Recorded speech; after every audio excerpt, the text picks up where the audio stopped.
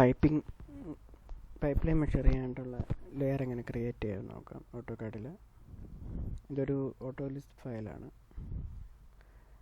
അതിൽ ഒരു ലൈൻ എന്ന് പറയുന്നതാണ് ഒരു ലെയർ ക്രിയേറ്റ് ചെയ്യാൻ വേണ്ടിയിട്ടുള്ള കമാൻഡ്. അതിൽ ആദ്യത്തെ പാർട്ട് എന്ന് പറയുന്നത് ന്യൂ ലെയർ എന്നൊക്കെയാണ്.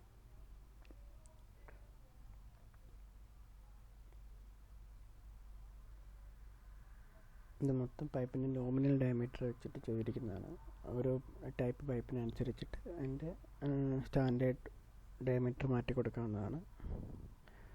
First part new layer create ചെയ്യാനുള്ളത്. സെക്കൻഡ് പൈപ്പിൻ്റെ കളർ റെഡ് എന്നുള്ളത് നിങ്ങൾക്ക് മാറ്റി നിങ്ങൾക്ക് ഇഷ്ടമുള്ള കളർ ചേഞ്ച് ചെയ്ത് കൊടുക്കുന്നുണ്ട്. ഗ്രീൻ, യെല്ലോ അങ്ങനെ.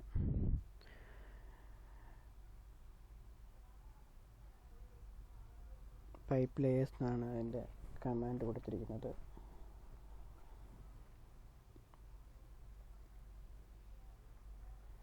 ഇനി ഇതെങ്ങനെ ഓട്ടോകാഡിൽ ആഡ് ചെയ്യാൻ നോക്കാം. ആദ്യമായിട്ട് നമുക്കൊരു ഡ്രോയിങ് ഓപ്പൺ ചെയ്യാം.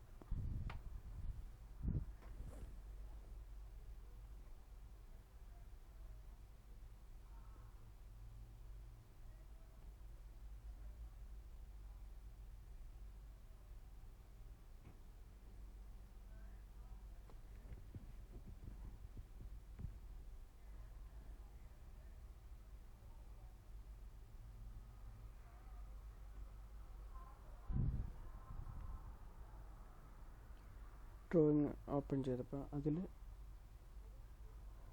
ലേയേഴ്സ് ആകെ രണ്ടെണ്ണേ ഉള്ളൂ.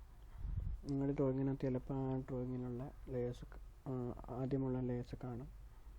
എന്നിട്ട് ലോഡ് ആപ്ലിക്കേഷൻ മാനേജിലെ ലോഡ് ആപ്ലിക്കേഷനിൽ പോയിട്ട് എൻ്റെ ഡെസ്ക്ടോപ്പിലാണ് കിടക്കുന്നത്. അപ്പോൾ ഡെസ്ക്ടോപ്പിൽ നിന്ന് അത് ഓപ്പൺ ചെയ്ത് ലോഡ് സക്സസ്ഫുള്ളി എന്ന് കാണിച്ചിട്ടുണ്ട്.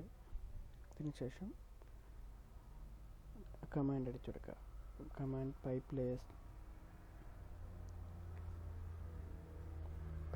ടൈപ്പ് ചെയ്യുമ്പോൾ അത് വരും. ഇനിയും പോയി നോക്കിയാൽ ഹോം ലെയർ എടുത്ത് നോക്കി കഴിഞ്ഞാൽ മുഴുവൻ ലോഡായിട്ടുണ്ട്. നമുക്കിപ്പോൾ ഞാനിത് സപ്ലൈ മാത്രമേ കൊടുത്തിട്ടുള്ളൂ. റിട്ടേൺ വേണമെന്നുണ്ടെങ്കിൽ റിട്ടേണിനുള്ള ലേയേഴ്സ് ക്രിയേറ്റ് ചെയ്യാവുന്നതാണ്.